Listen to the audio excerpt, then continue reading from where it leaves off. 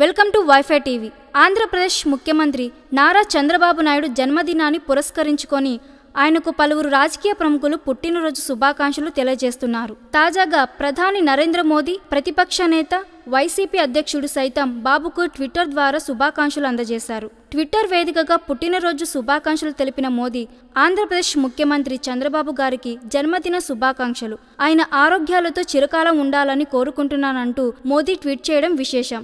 జగన్ సైతం చంద్రబాబు గారికి జన్మదిన శుభాకాంక్షలంటూ ట్వీట్ చేశారు. ప్రస్తుతం 70వ వసంతంలోకి అడుగుపెడుతున్న చంద్రబాబు రోజంతా బిజీగా గడపనున్నారు. చంద్రబాబు 69వ పుట్టినరోజును టీడీపీ కార్యకర్తలు, ఆయన అభిమానులు పెద్ద ఎత్తున జరుపుతున్నారు. ఉదయం 9 నుంచి ఉండవల్లిలోని ఆయన నివాసంలో పార్టీ నేతలు, అభిమానులు కలుసుకొని శుభాకాంక్షలు తెలిపారు. ఇక శనివారం ఆయన బిజీగా గడవనున్నారు. ఉదయం 10:30 వరకు టీడీపీ నేతలు, అభిమానులకు కలుసుకొని అనంతరం హైదరాబాద్ వెళ్లి అక్కడ జరిగే ఓ వివాహానికి హాజరవుతారు. అక్కడి నుంచి నేరుగా తిరుపతి చేరుకొని ఎన్టీఆర్ ట్రస్ట్ భవన్ ఆధ్వర్యంలో నిర్మించిన బ్లడ్ బ్యాంకును ఆయన ప్రారంభిస్తారు. తిరిగి రాత్రికి అమరావతి చేరుకుంటారు. తనయుడు లోకేష్ సైతం ట్విట్టర్ ద్వారా చంద్రబాబుకు శుభాకాంక్షలు తెలిపారు.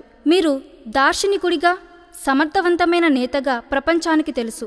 అయితే మంచి భర్త, తండ్రిగానే కాదు, ప్రస్తుతం గొప్ప తాతగాను మిమ్మల్ని దగ్గర నుంచి చూస్తున్నా నేను చాలా అదృష్టవంతుణ్ణి. రాబోయే రోజుల్లో మరింత శక్తివంతంగా, ఉత్సాహంగా ఉండాలని కోరుకుంటున్నానని లోకేష్ ట్వీట్ చేశారు. ఈ వీడియో కనుక మీకు నచ్చినట్లయితే లైక్ చేయండి, షేర్ చేయండి, సబ్స్క్రైబ్ చేయడం మాత్రం మర్చిపోకండి. Please subscribe to wifi TV.